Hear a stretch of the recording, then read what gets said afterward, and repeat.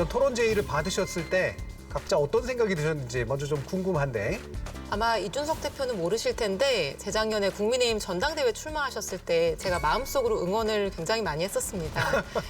또래인 30대의 정치인이 보수 정당의 당수가 되겠다고 출마해서 선출되는 그 과정을 보면서 저도 대한민국 정치의 새로운 역사, 새로운 장면이 열렸다 이렇게 생각이 들었고 한 페이지가 크게 넘어가는 이제 느낌을 받았었습니다.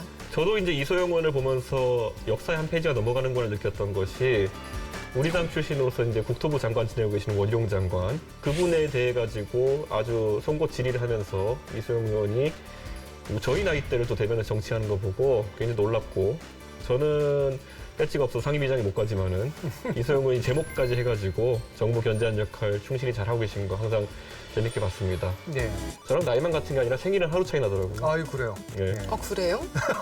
31일생입니다. 처음 들었네요. 어쨌든 그래서 저는 지금 민주당에서도 아마 지역구 의원으로 역대 최연소 2번째실 겁니다. 이소영 의원이. 있지만 이소영 의원도 외로워 보여요. 때로는. 그러다 보니까 저는 선거 제도나 이런 것에 있어서도 꼭 젊은 사람일 필요는 없습니다만은 미래에 대해 고민하는 사람이 더 많이 진출할 수 있어야 된다. 그런데 지금 제도화에서는 누가 더 상대 정당을 아프게 공격하느냐. 현재나 아니 과거에 대한 이야기를 보통 주목하게 돼 있거든요. 네. 외로운 거는 뭐 정치인이면 누구나 다 외로운 것 같습니다. 이 직업의 특성인 것 같고요.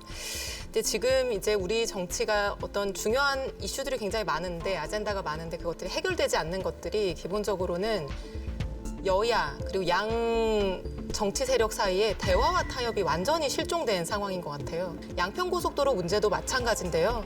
나름대로는 근거가 있는 합리적인 문제 제기임에도 불구하고 원희룡 국토부 장관 이제 국무위원 입에서 이거는 야당의 날파리 선동이다. 이런 반응이 나왔었거든요.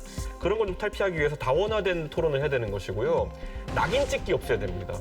저는 제가 보수 정당에 있으면서도 한 번도 제가 너 정부 기여도 빨갱이요 이런 말 해본 적이 없습니다.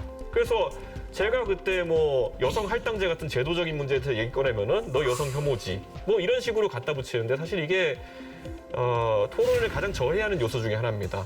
이 우리나라의 정당들이 또 정치인들이 이런 주제에 매달리고 해결하려고 노력하지 않는 또는 이런 분야의 능력을 키우지 못하는 이유가 양당 사이에 사실 경쟁이 없는 것이 한몫을 하고 있는 것 같습니다. 뭐 상대만 잘 못되게 만들면 되는 정치 구조니까 그렇겠죠. 이준석 대표가 당대표를 할 때 이제 그런 일을 열심히 잘했다고 생각을 하는데 새로운 아젠다를 발굴해서 사람들에게 제기하고 그 해법을 제시하고 그걸 관철해내고 그럼 사회를 한 발짝씩 옮겨나가고 앞으로 옮겨나가고 이제 이런 것들이 경쟁이 돼야 되는데 정말 삶을 획기적으로 개선할 수 있는 아젠다를 발굴하고 실현시켜 나가는 데 있어서는 조금은 게으르고 무능한 것이 아닌가. 지난 1년 반 동안, 2년 동안에 우리 대선 때부터 이어진 정쟁이라고 하는 것이 과연 뭘 나왔는가라는 생각이 들어요. 서로 달라들어가지고 한쪽에서는 이재명 대표가 나쁜 사람인 것처럼 만들려고 하고 한쪽에서는 윤석열 대통령이 나쁜 사람인 것처럼 때로는 김건희 여사가 나쁜 사람인 것처럼 만들려고 했는데 다 하고 나니까 결국에는 셋 다 나쁜 사람처럼 보이는 효과가 나타나고 있거든요.